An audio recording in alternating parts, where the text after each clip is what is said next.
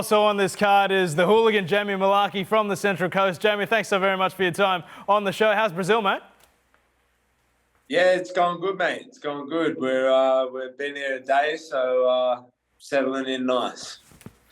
Jamie, brother, it's good to see you. You're looking sharp. I got a question for you.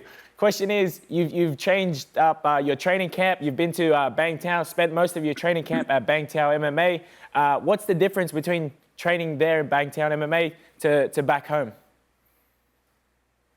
Cool, yeah. Man, training at the Bangtao was unreal, bro. Just the training partners, I think the variety of probably the best thing about being over there. Having so many and so many people from all around the globe. It was just really good to mix it up and get a lot of different looks. And I felt like I leveled up for sure. What's happening? Volk here. I just wanted to say, obviously, I've been to Bangtao many times. And Frank Hickman, how was that, dealing with him for 5 weeks straight? I want to know how it was for you dealing with him. Dealing with him is one thing, but getting to learn off him was another. And it was great, man. It was he had to jet off a little bit early from the last week, I think, that I was there. But it was unreal just getting all that knowledge and getting all the reps in with the wrestling and the grappling. It was really good, man. Yeah, exactly. Obviously, I was just having a bit of a laugh. Obviously, one of the boys, great coach. But I do want to say I've been to Rio. I'm guessing you're at the same hotel. I think I've seen some videos in the same hotel that I was at when I was over there. Surely you're going over, is it good weather over there? You're soaking up the beach that's just across the road? Yeah, man. I walked for about 2 hours straight this morning down on the beach. It's unreal over here. I think we're going to check out some Sugar Rush Mountain tomorrow and cross the Redeemer. So there's some pretty cool stuff to see over here, and going to make the most of it while we're here. Jamie, I know you're not looking past your opponent. I know you're a guy that takes a fight one fight at a time, looks at the fight at one fight at a time. But will we see you on UFC Perth a bit later on this year?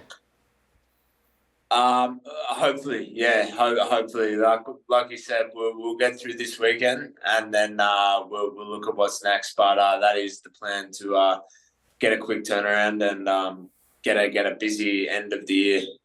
Your opponent this weekend, Jamie, Maurizio Ruffi, a very talented South American with an incredible record. They seem to be feeding you, these guys. But, I mean, hey, look how that Francisco Prado fight happened in Perth, and you performed admirably in that fight as well. Yeah, man, he's a tough guy from a very good gym, Fighting Nerds. They've got a lot of good fighters. So I'm expecting a war, man. I think that I've got to show the levels in experience. Just I want to show my experience out there and just find my mark. Josh actually, he's actually told me before, even before we were in the UFC, just not to rush things and just to touch my opponent and find my shots before I start letting it go. And that's the whole plan for this weekend. But he's dynamic, man. He's a dynamic, explosive, powerful striker. He finds the chin a lot, so I'm gonna have to be very aware of that. And he's also got that debut energy. I think he's gonna have that nervous, anxious energy, especially in that first round.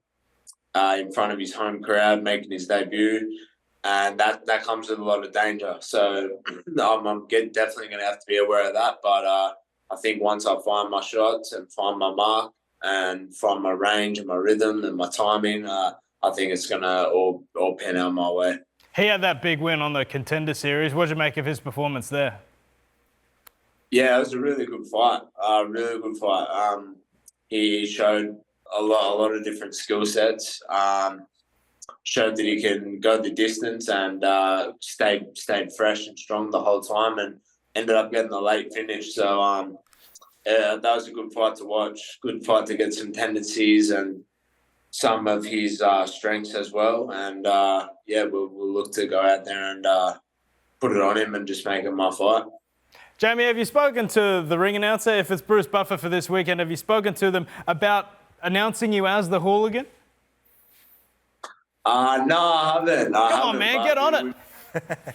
Yeah, I might have to dip my nose and see who's running the show in that department. Well, we can't wait to see you in action. Thanks so much for your time, and yeah, have a great fight this weekend, Jamie.